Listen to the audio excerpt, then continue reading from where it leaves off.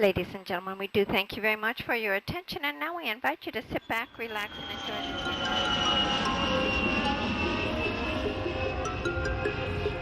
enjoy. Welcome to our top travel destinations. I am your host, Kevin Flanagan.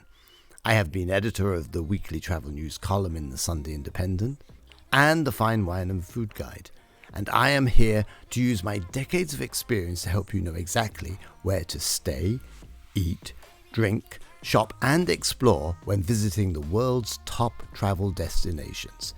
So sit back and enjoy the wonders of travel as we take off on our magical journey together.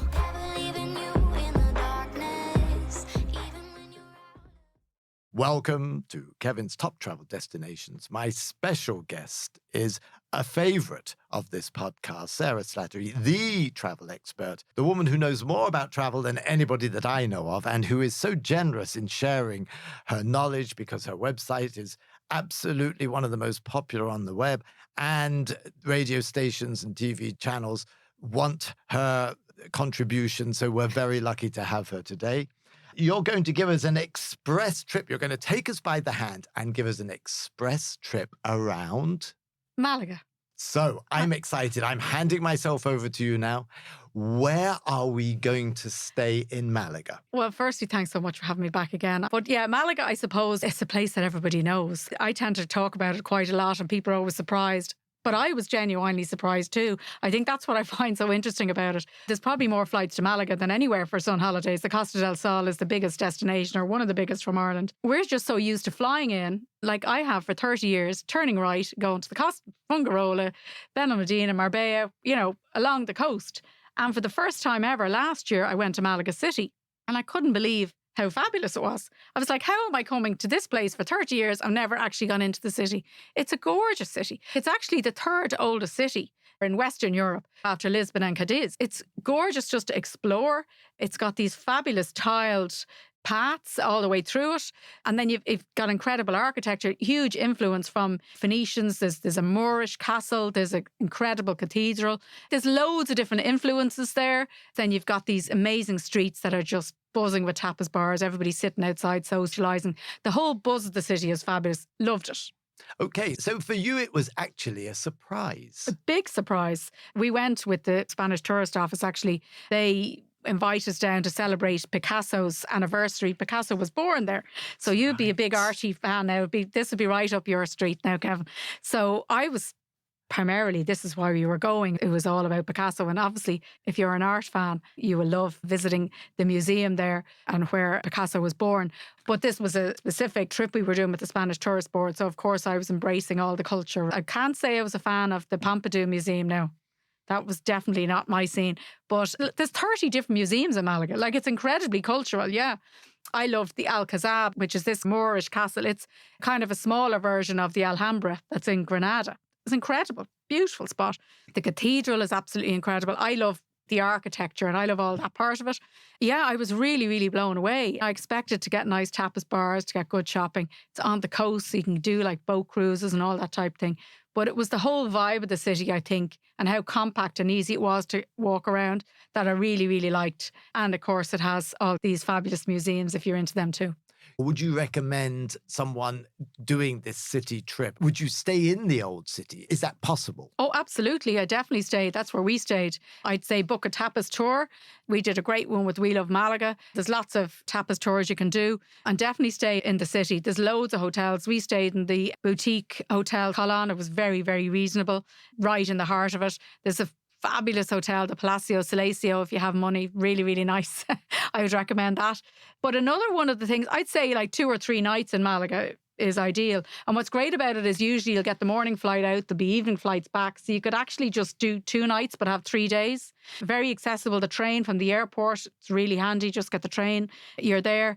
And another thing, if you have time, I would strongly recommend you do the cliff path walk. It's called the Caminito del Rey.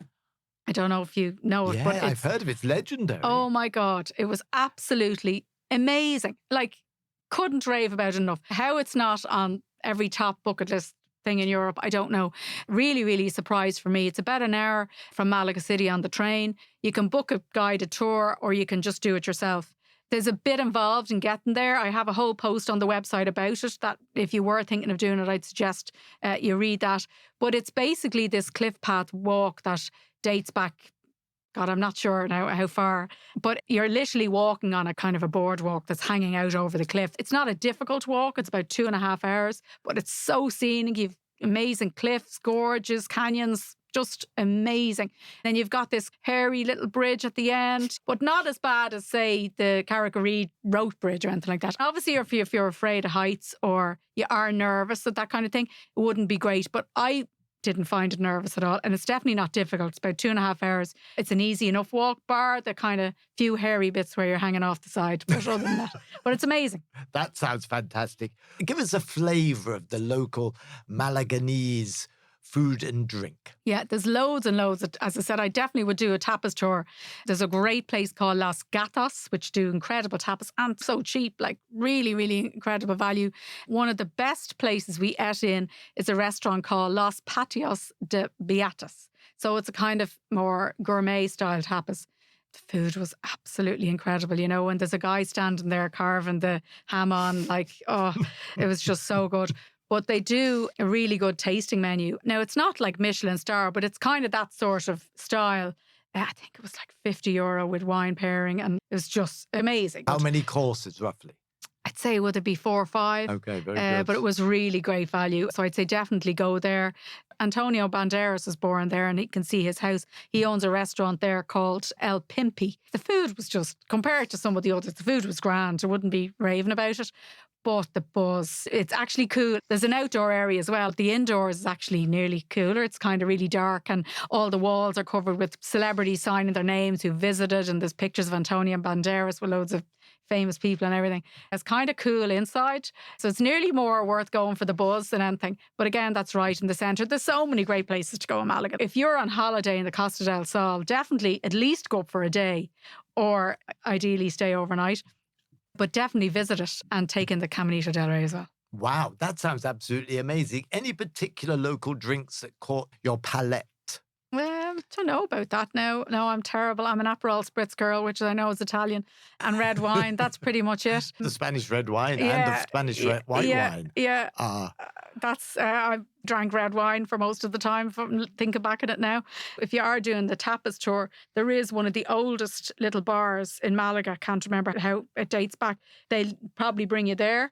And that's cool. You can try all the wines directly from the barrels, and they'll probably bring it to the market as well. The market is amazing there. Lots of great kind of foodie spots.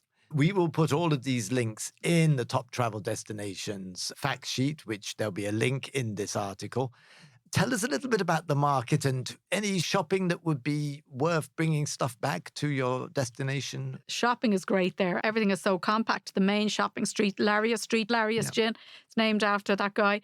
It's all these beautiful tiles. Like the floor is all these gorgeous tiles. Another thing I should say as well is Malaga is amazing at Christmas time. They have more lights in Malaga than anywhere in Spain. It's completely covered in lights. Spectacular at Christmas time. They have a couple of Christmas markets. I wouldn't say it's like the German markets, but for the lights, really, really magical at that time of year. We booked a bike tour because you can go right up to the castle, and there's gorgeous views, an electric bike, mind you, because we were going uphill, but gorgeous views out over the city.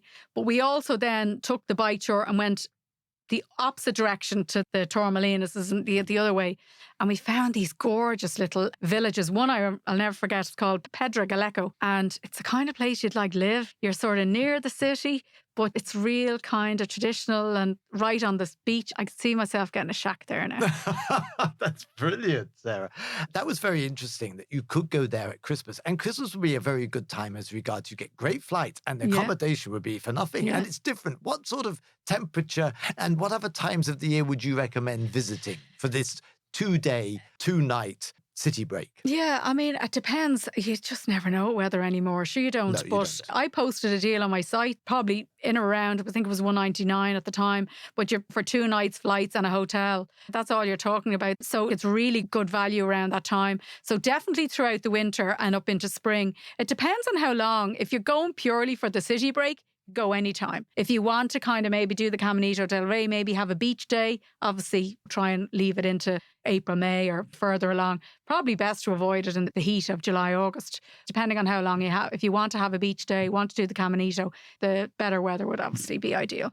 You have given us I am really excited now to go. I'm super excited, as the Americans say, to go to Malaga for that 2-day trip, which you can take at any time. Yeah. I love the idea of going at Christmas. I just want to say a heartfelt thank you, Sarah. This has been a great little mini excursion. You took us by the hand. You brought us to the tiled street. You gave us a little tapas and you showed us the great Picasso's birthplace. So thank you. Thanks so much, Kevin, for having me.